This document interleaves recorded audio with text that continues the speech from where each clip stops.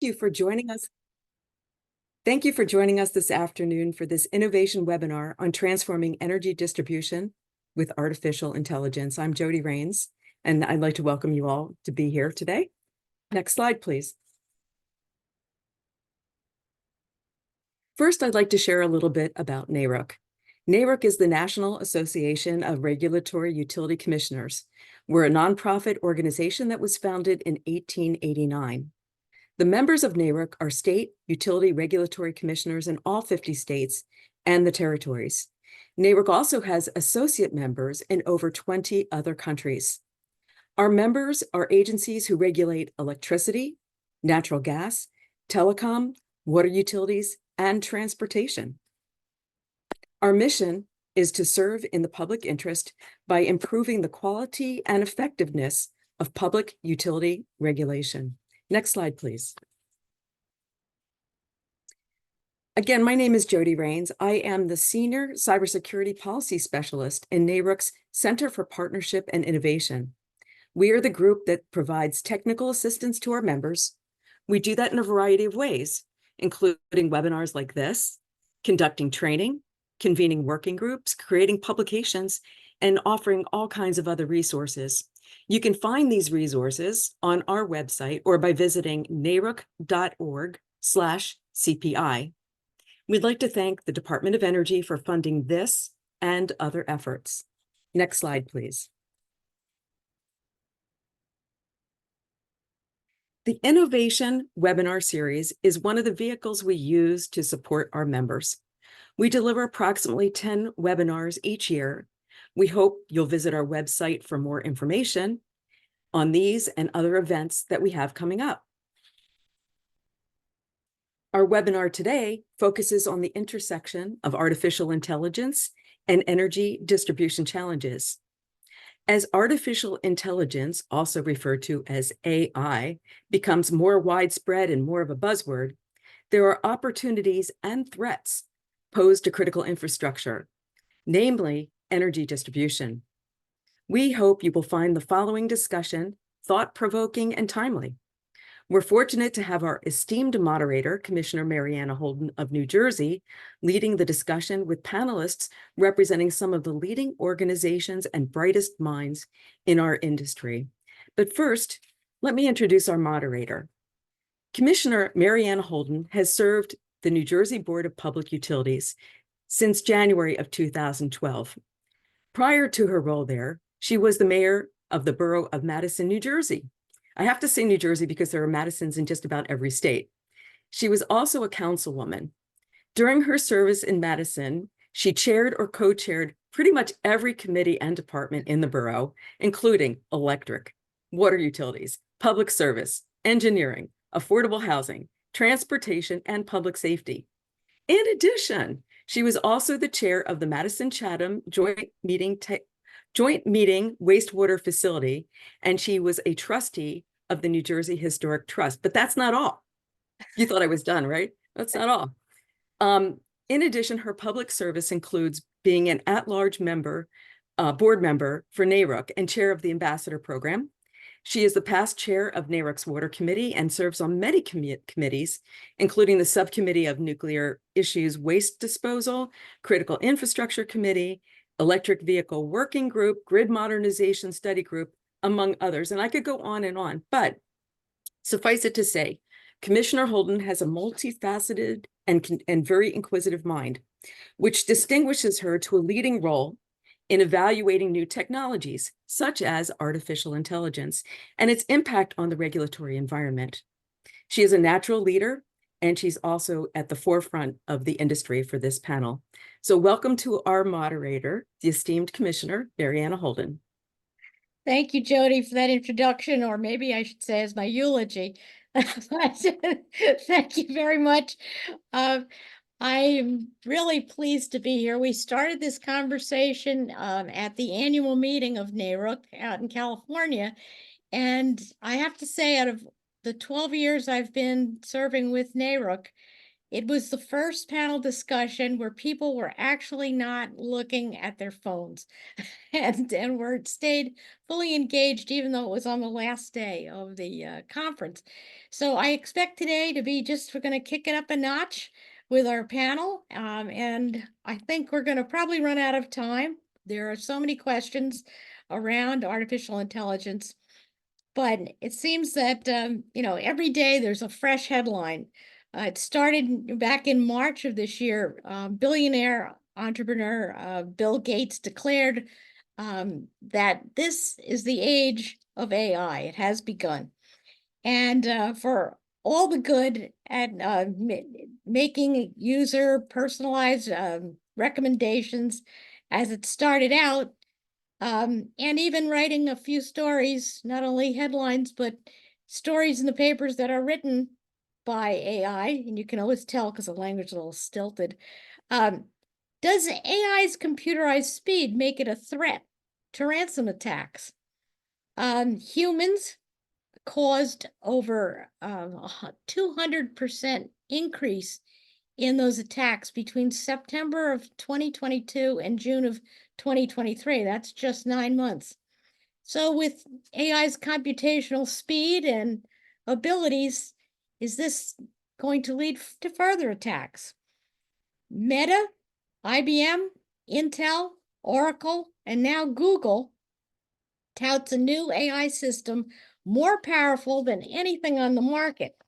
And it includes technology developed by OpenAI's ChatGPT. It won't be widely available until next year, but that's right around the corner. And as the old-time singer Jimmy Durante used to say, everybody wants to get into the act. So as we get into the act today, let me begin by introducing Dr. David Larson. He is a technical leader at the Electric Power Research Institute, better known as EPRI. He's serving as a subject matter expert on applying AI and data science techniques for grid operations and planning applications. David? Great. Thank you, Commissioner. Very happy to be here to talk a bit about AI as well with the other panelists. I'm going to kick us off by just trying to provide sort of a baseline for the discussion for us when we talk about AI. What does that actually mean? And then as we go through, we'll hear more detail on use cases and the potential pros and cons. So if we move to the next slide. Again, just to level set, when we talk about AI, people mean a lot of different things. I would argue generally, at least in the current landscape, when someone talks about AI, they're really meaning what some call machine learning.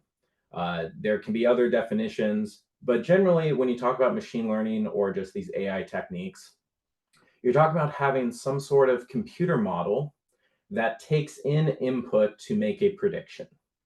That prediction could be about the future, such as in a forecast of tomorrow's energy demand, but it could also just be things about saying, given this image, I predict this is a dog or this is a cat or this is a car, etc. The idea is that you take some amount of data and you try to, quote, learn how to translate that data into an output that you desire. That data is going to be coming from the world around us. Again, it could be a variety of sources. It could be images. It could be measurements from a substation. It could be text from a document. It could be what someone previously watched on Netflix and you're trying to predict what other movies they're going to like. But the idea is you have this set of data, you train a model on it, and you evaluate it as it goes and try to tune it so it gets better and better at predicting. And then at some point you say it's now trained and you start deploying it again as you get new data in as inputs and you make new predictions. So this is a general idea of this. And as others will talk about on this, there's of course more details and more things to consider, but hopefully that gives everyone a general sense of what do we mean when we talk about AI and trying to make it a little more tangible. So if you see a news headline about, ChatGPT producing text, you can think about that in simplified terms as, well, it's taking some data, It's making predictions about what that data should be, or a translation service, or you go on Amazon and it makes a prediction about what it's going to try to sell you.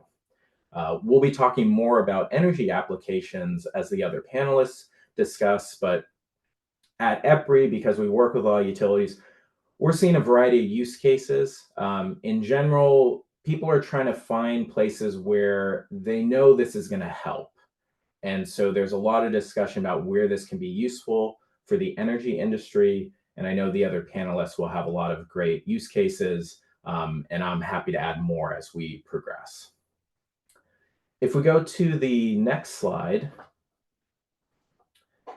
just to get on the point, and we'll talk about this more, is what is the sort of promise of AI for energy applications? Why are we talking about it? Besides it being sort of a buzzword and it's in everyone's mind, what are some reasons that you may want to use AI techniques? One of them is efficiency. It's that promise that humans can do certain tasks, but by leveraging computing resources, maybe we can do them more efficiently in terms of how much time is spent. And then you can have humans do the tasks that really require that human input. And you can, just as we would use tools when we're building anything, if you're building a house, you're making these trade-offs of saying, here's an option that's maybe a little more efficient. When we talk about AI, there's also the idea of performance, that yes, maybe a human can do a task, but if you train these models, maybe they're going to leverage more data and you can get more accurate results or do things that you couldn't with a human.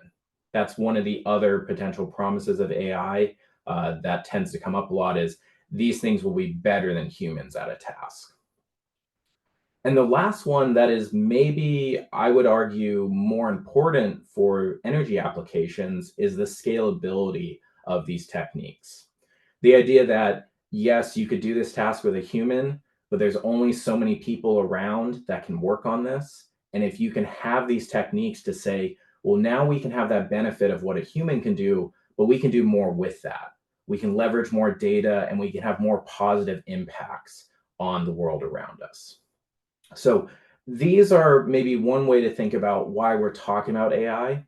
As the other panels will discuss, there are other pros and cons to this, and there's potential issues or risks that we need to be thinking about as we start adopting more of these techniques or thinking about using them across the industry, whether it's for operations, for planning, things that are with customers or with other types of resources.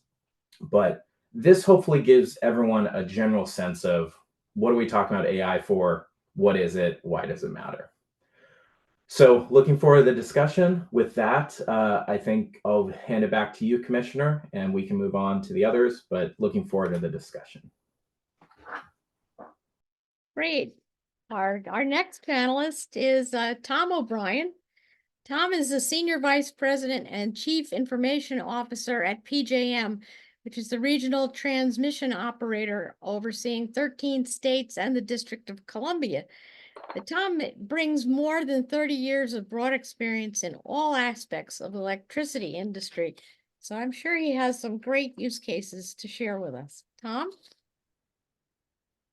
Yeah, thank you, and good afternoon. And Commissioner Holden, thank you for the opportunity to participate in this panel. And I'd like to thank David for kind of teeing it up, because I think when you start a panel, understanding what AI is very helpful. And I'd also like to thank my other fellow panelists. As I reviewed your material, I'm really looking forward to a robust conversation. But most of all, I'd like to just say a quick thank you to all the folks that are on the line that are listening to this conversation. And while we can go to the next slide, please. While AI has been around for a long, long time, it is now rapidly expanding at a pace that many did not anticipate.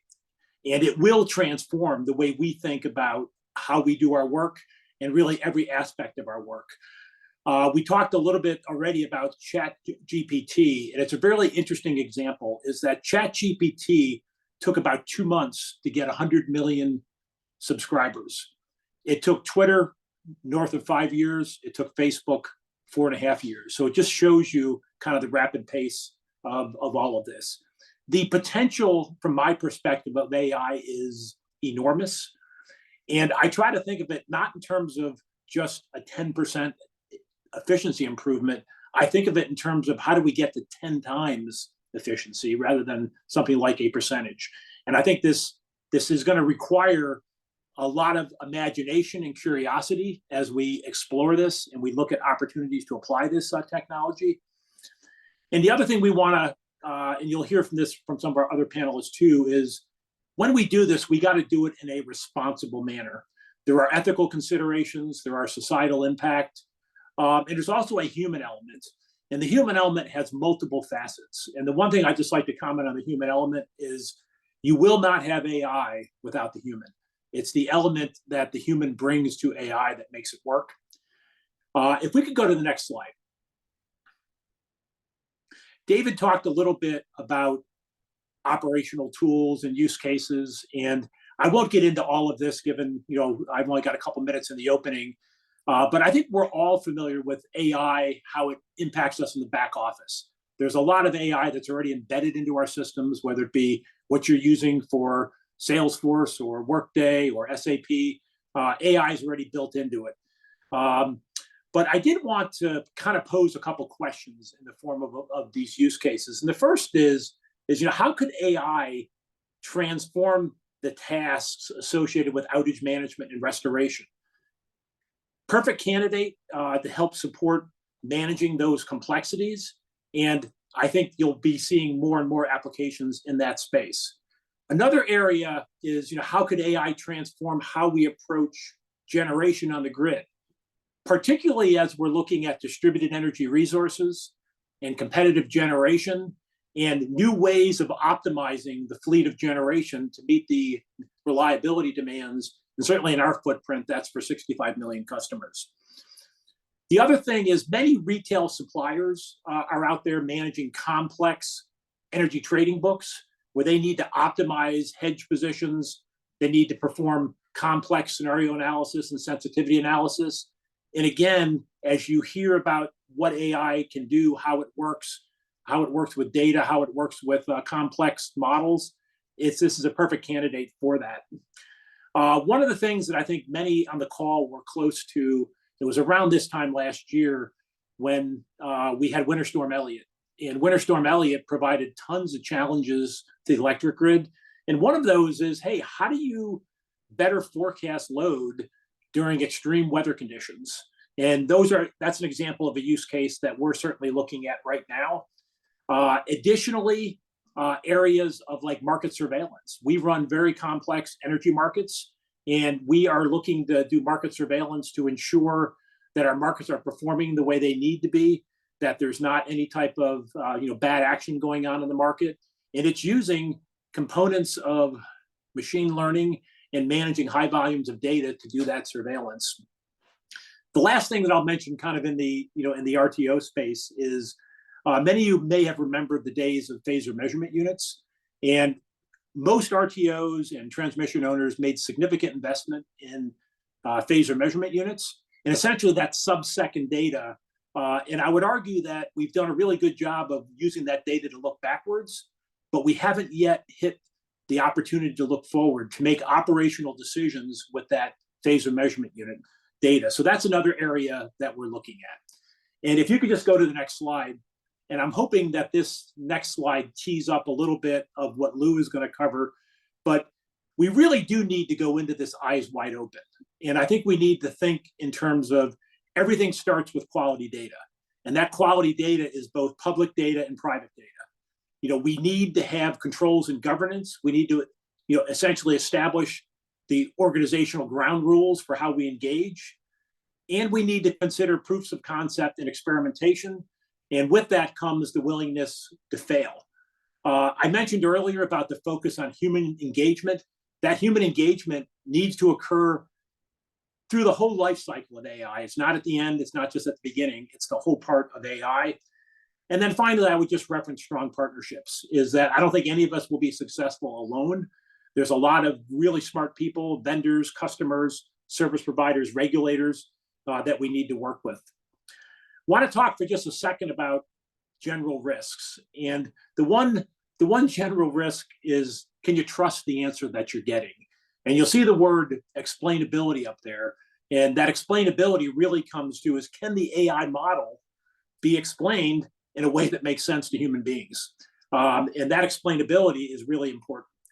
I think you'll hear a little bit more about this, and David, references a little bit with models, but you got to make sure that you shake the bias out of models, because there's data, there's models, but there's bias that can be built into those. And then certainly there's a whole set of liabilities that folks are looking at, legal, copyright, regulatory risk, data confidentiality, all of those things. And then the final thing that I think in terms of general risks is the workforce impacts. And I think we cannot lose sight of the fact that we need to prepare our workforce, we need to transition our workforce, and we need to retain that top talent. And I think everyone is in the process of doing that as we speak. And I don't want to steal too much of Lou's thunder, because he's going to be talking about dangers and risks.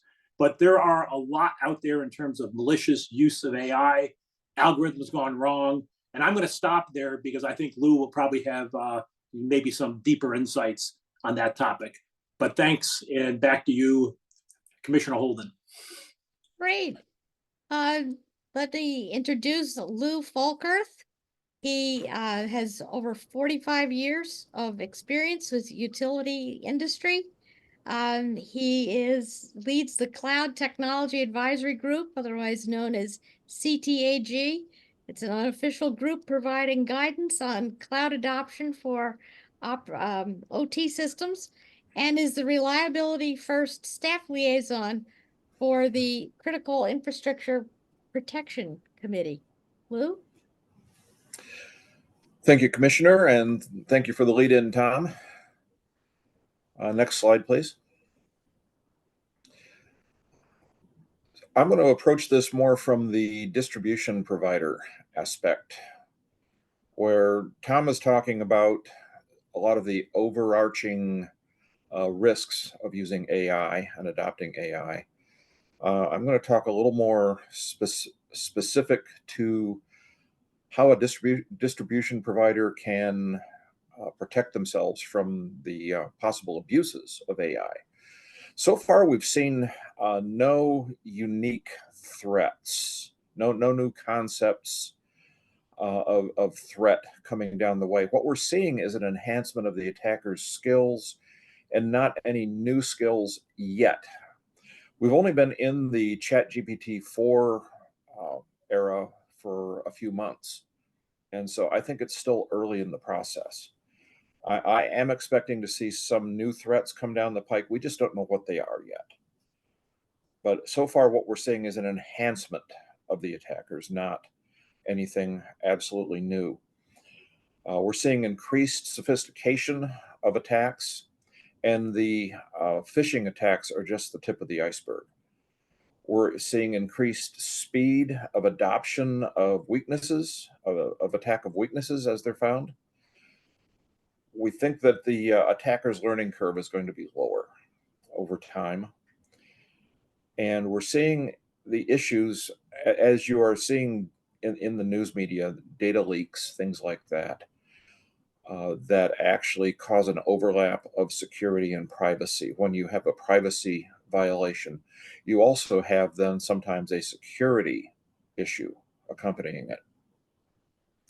Internally, the use of AI can be an issue because you really don't need an aggressor to have a problem. If you leak internal data into a public AI machine learning database, this could be a serious issue. Let's go to the next slide, please.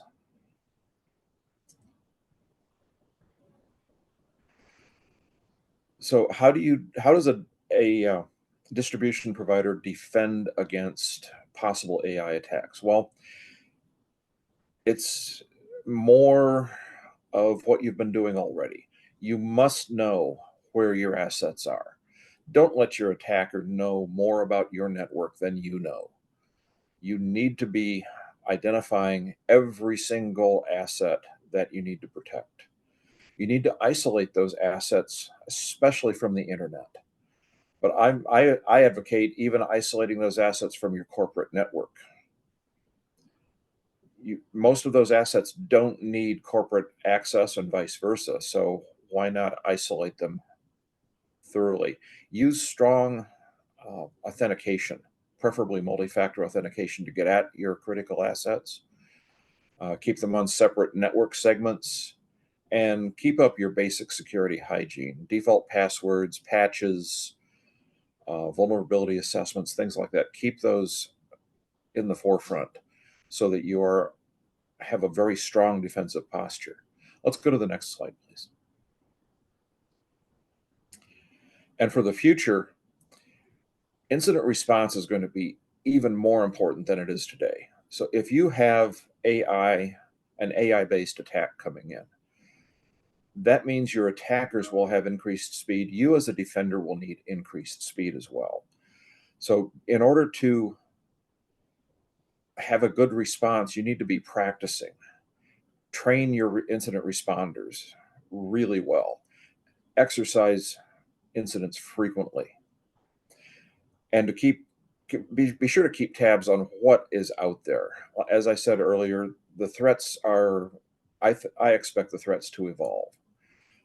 They're not there quite yet, but keep tabs on what's happening. There are a lot of good feeds for threat intelligence, from CISA to SANS to a number of other organizations. I do expect new threats to come out of the AI revolution. We just don't know what they are yet. And make sure you develop your internal resources to assist yourselves in threat monitoring. Thank you. I'll turn it back to Commissioner Holden. Thank you, Lou. One of the things on the EISAC brief the other day, it kind of scares the bejesus out of you. What's another level of artificial intelligence going to bring? But as Lou brings out, it's vigilance. It's can add to this being a beneficial tool. But I'm going to introduce now Rayford Smith. He is the Chief Utility Innovation Officer of AES's U.S. Utilities. And among other things, Rayford leads planning, assists management, engineering, and capital project management functions for transmission and distribution. So you're going to guide us through this model and how we can mitigate and still apply AI. Rayford?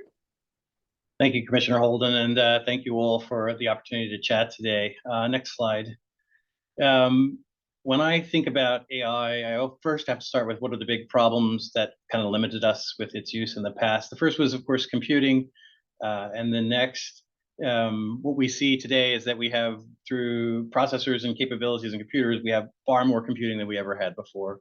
We also have, next, data, a lot more. We used to not have very much of it. And then next, we have a lot more data, such that we're talking about things like brontobytes. In other words, incredible amounts of data out there. Next, we also have a lot of evolved math, and not just the kind that I always puzzle over with my 10-year-old daughter when they start talking about more simple math that they've renamed, but it's actually next a whole lot more math and capabilities in the algorithmic space and the ability to do things that we could never do before. So on the next slide, as we've already talked about in the beginning, we talked about artificial intelligence, right? That's basically training a computer to think like a human does. And next, when we look at that, there's a subset of that, machine learning, which is an algorithmic-based approach to having a model do stuff off of observed data. That's what David was talking about in the beginning. And then next, there's even a subsegment of that where generative AI lives, which is deep learning. If you're familiar with Shrek and onions and layers, it's using deep techniques to gradually understand features of models. Next. All of these things, though, we see ChatGPT, like we're really at the peak of inflated expectations, right? Because right now everybody thinks that this technology can do literally everything. And unfortunately, what happens next is that we go through this trough of disillusionment where we realize it can't do nearly all the things that we thought it can do. And then gradually we return to equilibrium and productivity. But right now, there's probably far more hype than actual capability or fear that's really real. Next slide. With that, let's just define one other key thing about it is that AI, at least today, it's what we would call a narrow intelligence, meaning it's very application specific. It's It's got a very fixed domain, and it learns from data that you supply it. It can't think, so to speak, outside the box. Whereas humans, we are what we would call a generalized intelligence. We can perform almost any function. We are self-learning and reasoning, and we can figure things out without a lot of data. Ultimately, the intent is to figure out how AI can be more like a human, but just to be able to do the narrow intelligence stuff is a hard enough task today. Next slide.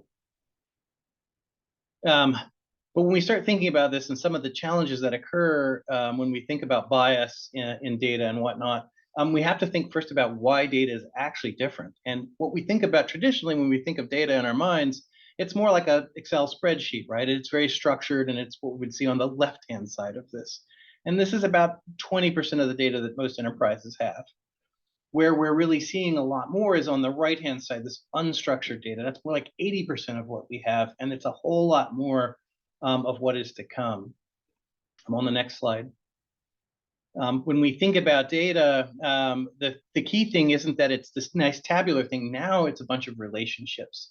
And for example, next, if we had to say have a person who went to the University of Indiana, next, and then another person who went to the University of to Purdue University, just having that information as a start, and we might think of it tabularly, but where in reality is we would also next, we would show that they have this relationship between each other. They're married to each other, they live with each other, and then next, that they perhaps one of them owns the car and the other one drives the car, and next, one of them, they've had a baby and one is the father and one is the mother. And it's really not so much the individual data components like my name is Bob or my name is Mary and the car is green and we have a daughter. It's more that it's the relationship between all of these data elements that becomes much more important in these graph databases. And this is how data is actually being stored and what creates both ability and bias. So next slide. When we think also about how these models are trained really quickly on supervised learning, we talked about it briefly, but just to show you a visual representation. First are the labels, right? Cat, lizard, dog. And we have to have data that's got a label associated with it. We then show a training set associated with labeled data, and we put that through essentially model training. That allows the model basically to get trained on what these things are. Then, as we show, we make a prediction. And this means that we're predicting it using some training data saying, oh, that's probably a dog and that's probably a cat. And then ultimately, we get the answer, which is next, a cat or a dog. This is how supervised learning in artificial intelligence works. In reality, there's unsupervised learning and other techniques that are used to it, but this is a simple way to think about how the machine learning model process works within AI. Next. But we talked about some of the problems. Emergence is one of the problems, and it's when the model does something that's really unexpected. This is a challenge because, like I said, models are making predictions about the future, and the predictions sometimes are surprisingly different than what we might think. Explainability is another big problem. I remember when I was at Google and I was running energy, and we were having a lot of conversations about what we wanted these solutions to do. One of the challenges we always face was that people in the energy industry aren't just going to accept the fact that the model told you to do something. We have to have an ability to be able to explain it, because without it, we're talking about people's lives, we're talking about safety, and we're talking about a system that's super important to the economy in our country. We have to have some explainability associated with it. And then last but not least is hallucinations. Remember, models, these are models that are making predictions about the future. They don't actually go back and Google information. Like I had somebody tell me recently that they used a ChatGPT, which said, apparently I was the author of a book. I've never written a book, but apparently ChatGPT was predicting that I should have written a book. And apparently I'm just not living up to my capability because I actually didn't do it. And that would have been a hallucination. And with the models themselves don't do this sort of fact check very well. And it's something we have to work on in the future. Now, that being said, on the next slide, where can this be used? We've talked about this in brief, but first, where and who can use it? Well, literally every business function. I once, when I was working at a different utility, I got asked, like, where's the best place to use it? And I said, where isn't the best place to use it? It's literally every part of your business. And then how do we use it? Well, there are a variety of forecasting areas that can use this, literally predicting things like, as we mentioned, weather, outages, those sorts of things, but even more simple things like employee retention. These models can help us do all sorts of predictive capabilities. Basically, anything you want to know in the future, we can create a predictive model around. It can also help us with understanding customers and customer insights far better. This is really important because customers are essentially driving future requirements for the grid, like I want an EV, or I want rooftop solar, or I want to be enrolled in a demand response program. Any of these sorts of things need to be incorporated in how we both plan and operate the grid. And right now, this forecasting area has a ton of opportunity for us. Automation, the basic decision making that humans do. I get asked a lot about like how dangerous is AI in the future for the future workforce, and I said, well, I think of it as actually an opportunity. It helps us do less tactical tasks, less repetitive tasks, and more interesting and strategic tasks that help us better optimize and run our business. And then last but not least, computer vision. This also got mentioned, which is training models to basically see and visually identify assets and issues. Also, when I was at Google running product and user experience for an energy-related group, we did a lot of interesting work in this particular space with Google Street Views to be able to identify things like poles, pole attachments, fuses, wire gauge, pole type, all sorts of interesting things that are super useful to utilities of all stripes to be able to figure out what does the built environment really look like and how do I build a digital representation of that. So this is at a very high level, the kind of where we're going and kind of capabilities we're doing. I look forward to the conversation. There's so many exciting areas going on in this space. I'm going to turn it back over to Commissioner Holden and look forward to your further questions. Well, it's great. We're generating some questions in the chat and in the Q&A.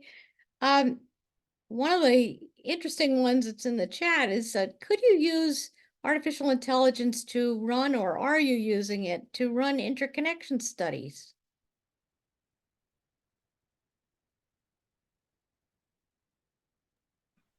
Tom, do you want to take that and then I can jump in?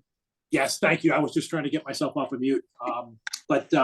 Yeah, that's something that we're already looking at. And I'll give you just kind of a quick example is when you look at interconnection studies, there's a lot of linear programming that's going on.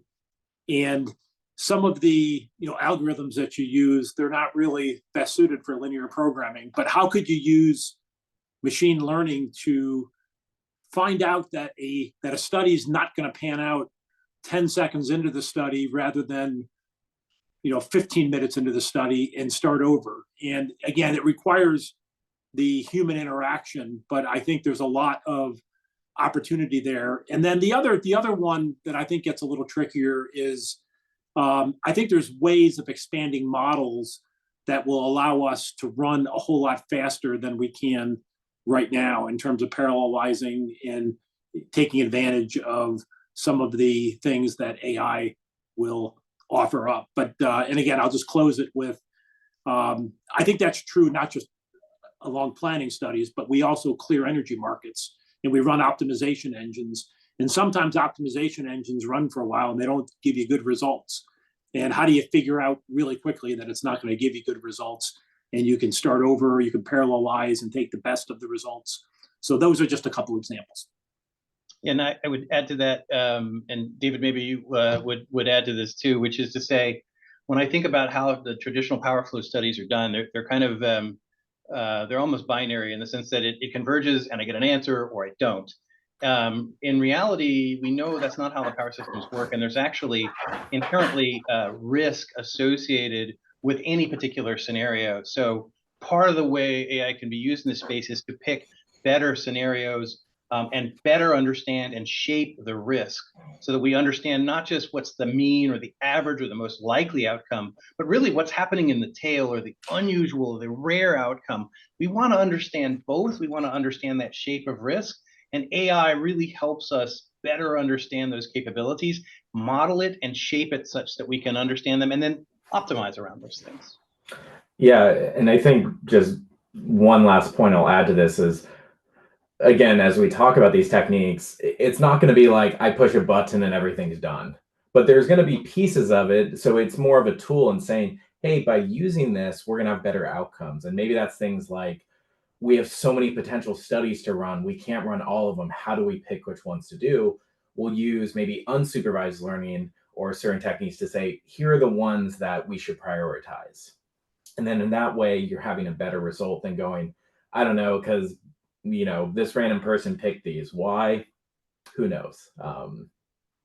But yeah, I'll say, and I can put in the chat, one thing at EPRI that we've been doing is just as we're talking with a lot of folks, trying to compile a database of use cases for AI that people have already found success in. And so seeing and just hearing from other folks, if not, oh, great, there's some press release from a vendor, even though vendors can be very helpful, but saying, here's what company XYZ did, and they used it and they saw a success, and someone else can point out and say, hey, they're already showing this works, let's try it out. And I think in that way, that industry coordination can be very powerful, just as the others have talked about. It's not going to be, you just have one person that's doing all of this. You're going to need to work together. David, we've heard panelists using machine learning and artificial intelligence almost interchangeably. Are there differences?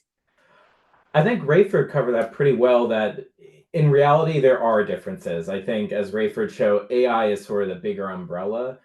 In my experience, though, typically when people talk about AI, they're really talking about machine learning. It's just that they use the term AI. And a lot of times you're like, we could be pedantic and correct it, but you're like, we kind of know what we're talking about. So I would say there is a difference. Does it matter? Maybe not as much in most conversations. Maybe one of the area, there's another question here, but maybe I can tee it up a little bit. It says the ultimate vision for integrating AI into energy distribution. How is it going to impact the efficiency, resilience, and sustainability? This person in particular asked about a model that predicts how future extreme weather will impact a part of the distribution system, which a utility uses as a support for new infrastructure or grid mod investments. Yep, maybe I can start with that. I think the first thing to understand is first having a predictive model associated with what your customers want and need out of the grid. This is really important because, like, as I said, they're thinking about, well, hey, I might want to buy an EV in a few years and I'm going to need to charge it at home. Or, hey, I'm using these things and I may be willing to, manage my load in a certain way. And not just residential customers, but customers of all types.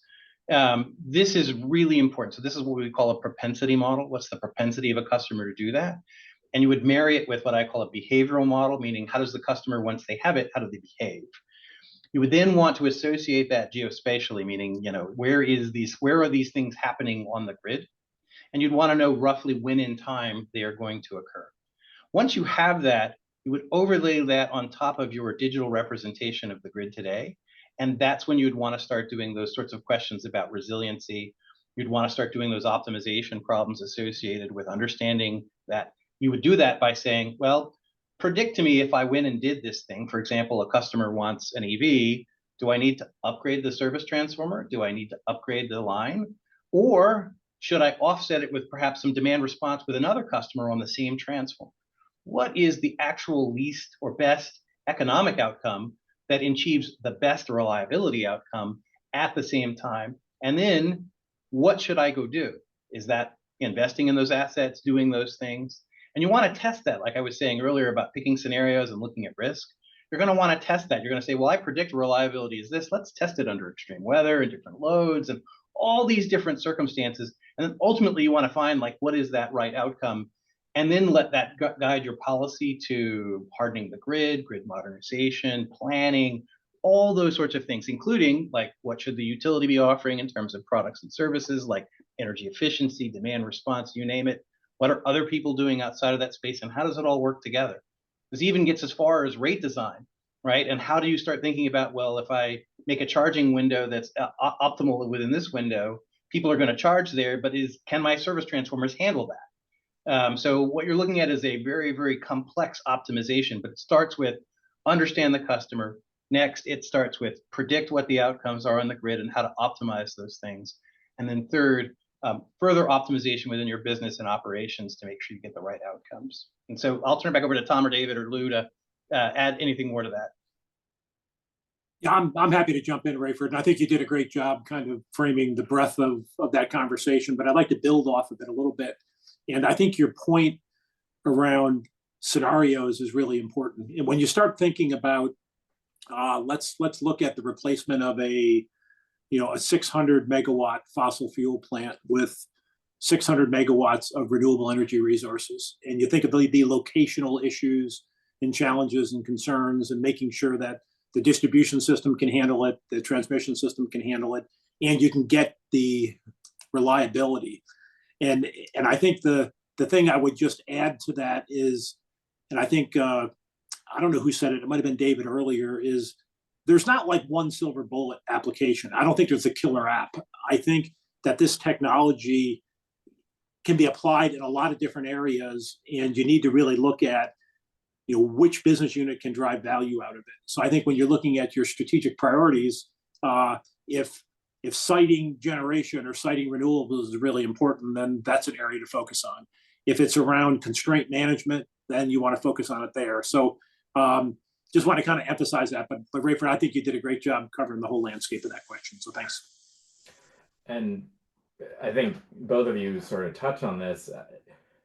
I think just because you're using AI doesn't mean everything else changes. We still have to evaluate these and how good they are. And there's always the question of what's considered, quote, best. And a common criticism of AI is a lot of methods are trained on average behaviors. And sometimes in the energy applications, average isn't really the priority. You want to know what's that really challenging condition, because that's what's going to really impact me. And it could be the same, as you're doing this, you're evaluating them of like what's, quote, best. And that you have to think about, as Lou and others had mentioned, there's the security risk of it. You say maybe this is better in terms of this metric, but it adds more risk. Do we want to deal with that? And maybe another method is more explainable and therefore justifiable when you go in front of folks to say, we're going to take action XYZ. Sure, there's this more complicated method, but it's such a black box that we're not really comfortable with that. We want to go with the method that we can understand, we feel it's more robust, and then we have some way to evaluate it against other methods we use today. So it's really a collection of all your data sources. So how do let's sort of bring the ethics and regulation into this? I think it was touched upon by the White House in their executive order, making sure there are no biases that are built into these data models. So how do we have the ethical development deployment of AI in energy distribution? Are there regulations and frameworks that are needed? I know, Lee, you were very concerned about generative AI. I can start. I'd love to hear from Lou and Tom and Dave on this one too. But first, the bias itself comes from those relationships. In other words, because we're humans and we decide things like so-and-so is related to so-and-so because they're married. And if all the training data had married couples were a man and a woman, then we have created a bias in the data, right? And so that's why I show that example, is because in itself, what data you feed the models, it has whatever human innate things we have about ourselves in that data. It can create biases completely unintended. So I think one of the biggest challenges or opportunities we have in this particular space is having training sets for those models that have been scrubbed of the biases. And one of the ways to do that is to figure out how we can share data amongst ourselves without giving away proprietary or PPI data or anything else. Like, this is really important, because if we don't do this right, we will inherently be either putting biases or we will be creating inefficiencies or bad outcomes out of the models themselves, because we don't give an opportunity for all that data to be considered when we're running those models. That can create very bad outcomes. And so I'll stop there. I want to hear from the other panelists, but I would say that is really important for us from a regulatory and just a general industry perspective. Yeah, just before the others jump in, love that you brought that up, Rayford, because it does touch on, and when you talk about biases, it can be a variety of things, and it could be unintended. And one thing that I think is getting a little more traction as people look back to the success of AI in other fields, what enabled that? One was data access. And there's been some recent terms I've been liking where they talk about frictionless reproducibility, the fact that it became easier for a lot of folks to work on this problem. It wasn't just, I've got my team of 10 people. It's, I've got university researchers, I've got students, I've got vendors. And if we're able to do that, I think it has the potential to unlock a lot of benefits. But there's that need still for that human element of us deciding what do we want to have out of this, and not just like, here's just a bunch of data, but like think about what you get out there, what's good, what's bad. And so yeah, really glad you brought that up, Rayford. David, Yeah, I think you also bring up the issue here of public versus private models, where the private models are something you control in your entirety, but those are hard to share with others.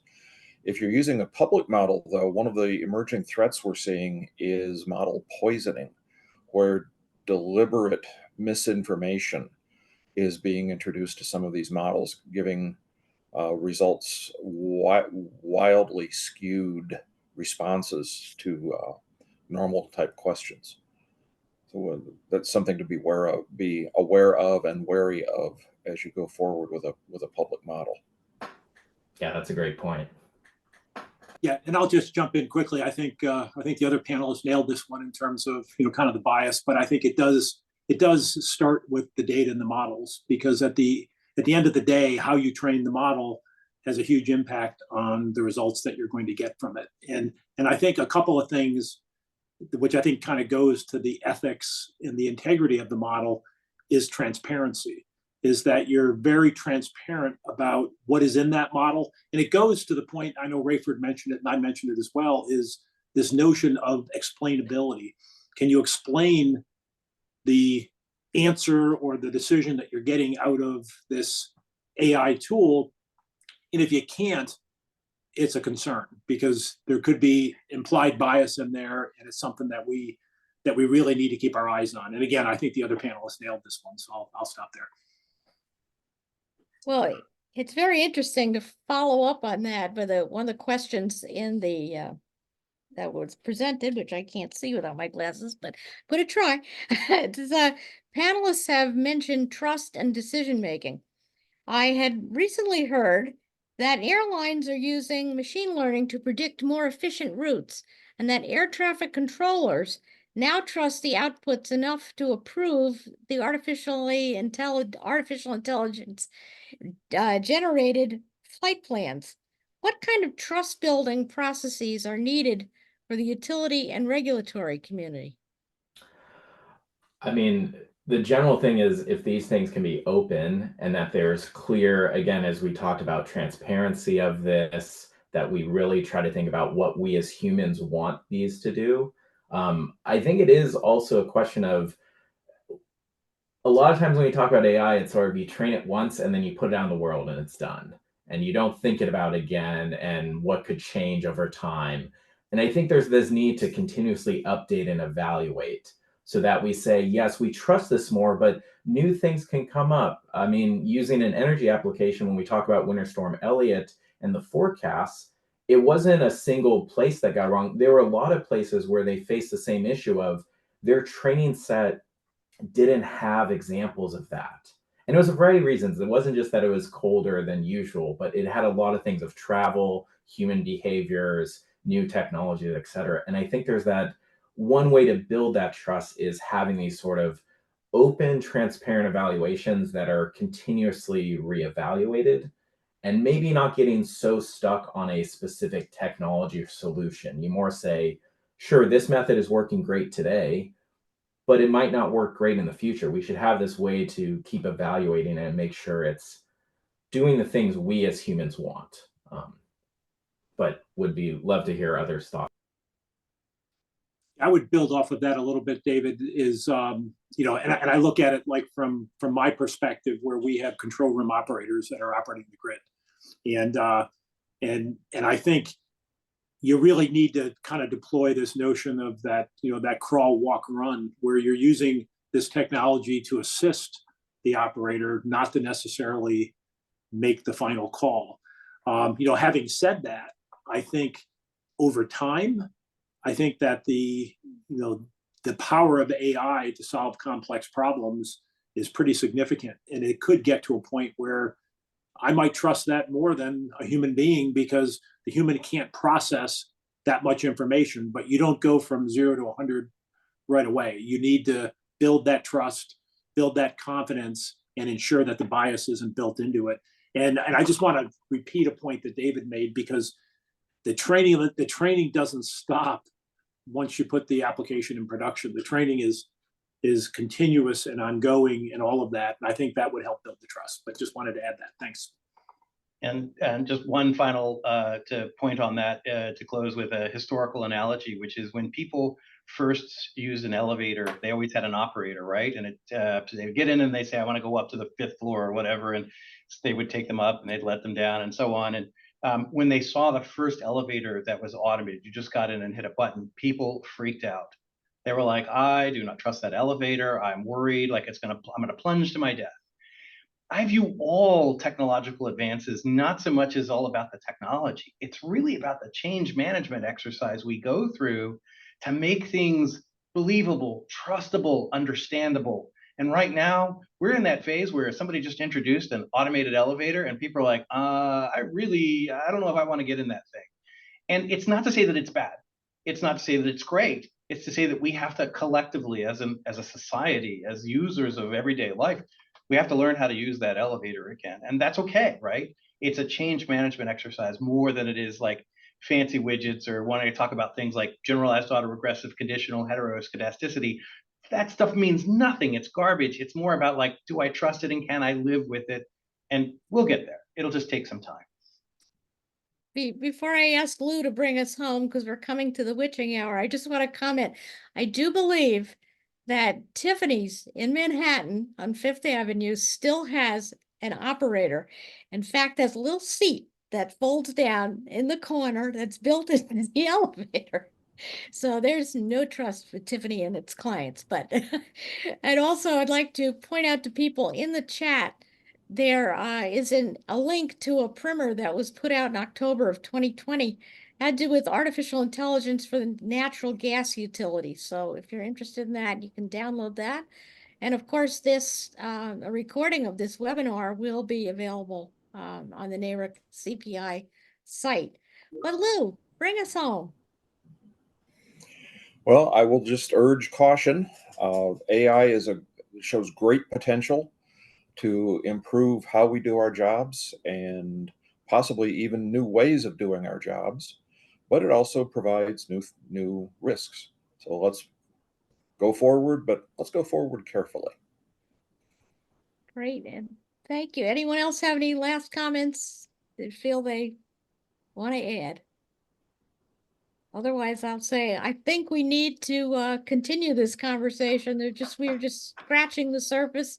I want to thank Jody Raines for giving me the opportunity to moderate this. I'm just fascinated with artificial intelligence and the many applications for the good that we can have, but always wary, as Lou says, of trust in what we do. Maybe it's Ronald Reagan, trust but verify. Jody, I'll turn this back over to you. Thank you, Commissioner, and thank you, panelists. I am sitting here in awe, and I can't thank you enough for sharing your knowledge and insight. This was an incredible panel, and I really appreciate your taking the time. We do have additional resources that are available. I think those links are in the chat. And additionally, we have a panel next month discussing opportunities for diverse talent recruitment. And we also have an upcoming training that I'd like to point everybody to in Irvine, California on IDSP resilience training. With that, I would like to thank you all very, very much. And thanks until next time. Thanks, everyone. Bye now.